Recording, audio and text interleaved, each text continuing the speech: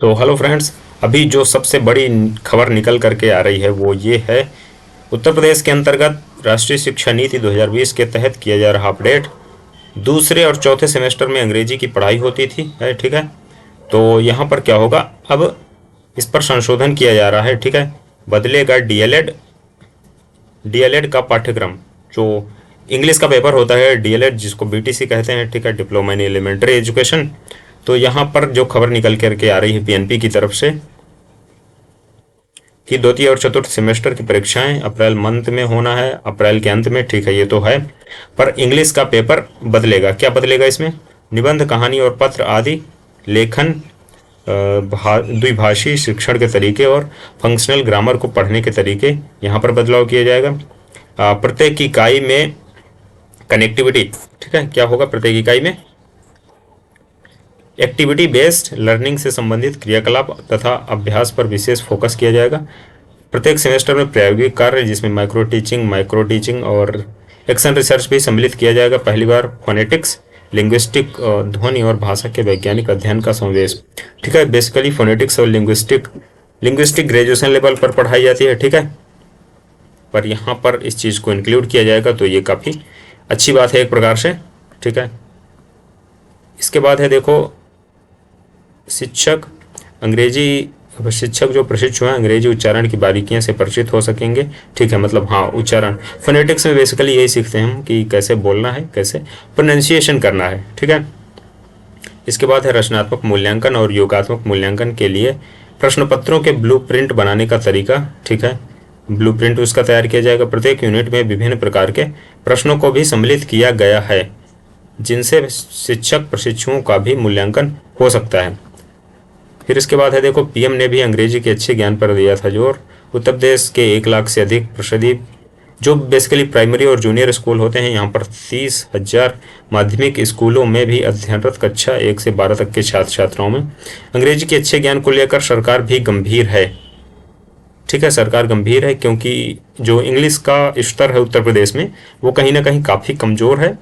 और इसका कई कारण है क्योंकि जो भी प्राइवेट स्कूल हैं तो वहाँ पर तो ऐसे बच्चे पढ़ते हैं जो थोड़ा सा समृद्ध परिवार से आते हैं, और सरकारी स्कूलों में ऐसे बच्चे पढ़ते हैं।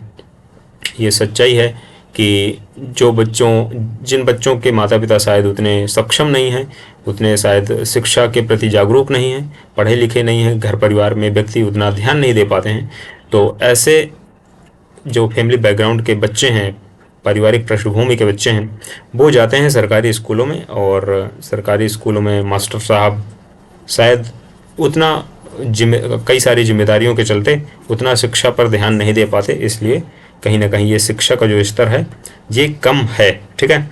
इसके बाद एक और बड़ी खबर है कि द्वितीय और चतुर्थ सेमेस्टर की डीएलएड की पेपर हैं, परीक्षाएं हैं, इनको अप्रैल माह के अंत में करा लिया जाएगा, ठीक है। देखते हैं क्या ये समय पर हो पाती हैं, क्योंकि पहले भी ऐसे कई बार समय पर चीज़ें नहीं हो पाई हैं, ठीक है।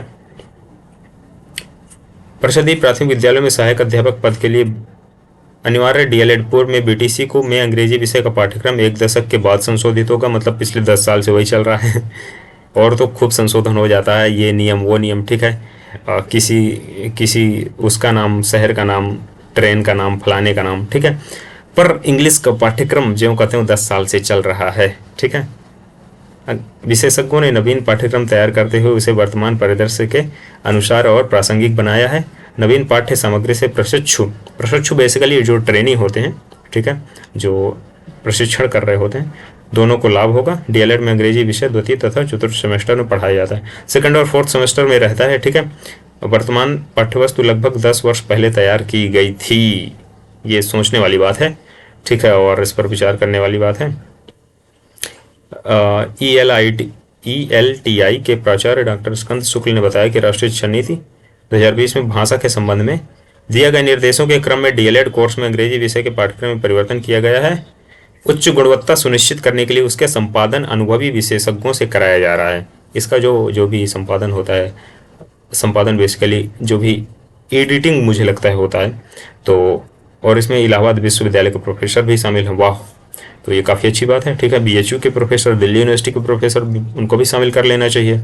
संशोधित पाठ्य सामग्री में वर्तमान में प्रचलित NCERT की पुस्तकों से उदाहरण भी सम्मिलित किए गए हैं।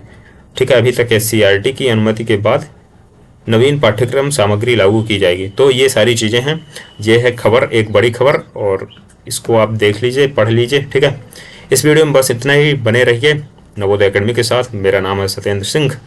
धन्यवाद।